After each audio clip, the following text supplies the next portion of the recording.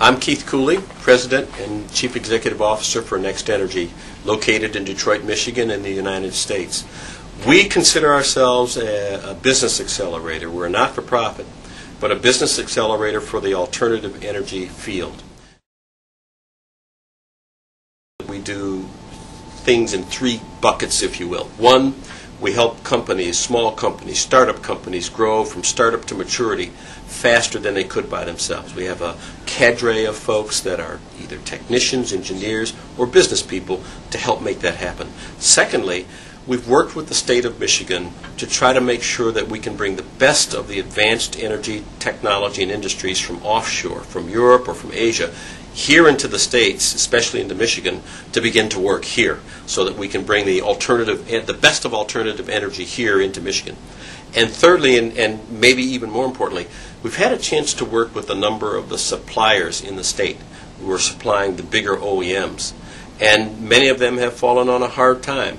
We're helping to diversify their span of business, asking them not only to look at, say, automotive, but also to look at the wind industry or biomass or solar.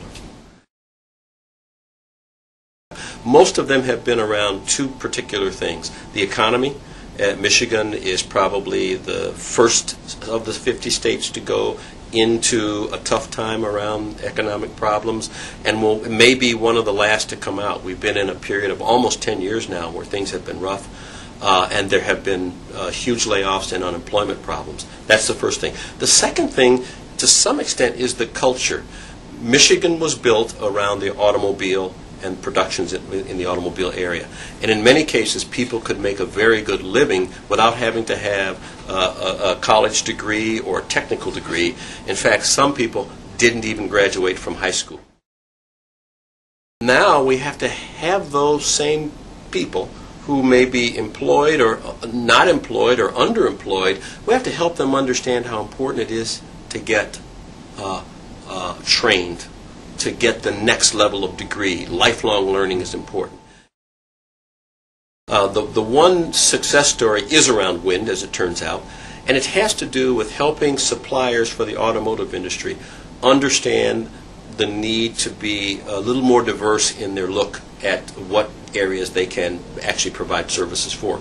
So what we've been able to do is to get people in the automotive industry, the supply base, first, second, and third tier suppliers, to think about, you know, if I could make, as an example, if I could make a gear for a truck transmission that's this big, if I make it this big, maybe it works in a wind turbine. And to that point, we've done matchmaking work with about 200 to 300 suppliers in the area that have met with 7 or 8 of the original equipment manufacturers for wind, the General Electrics, the Gamesas and others, the Vestas, and they have been able, these suppliers have been able to book about $675 million worth of business that they will begin to supply over the next 3 to 5 years.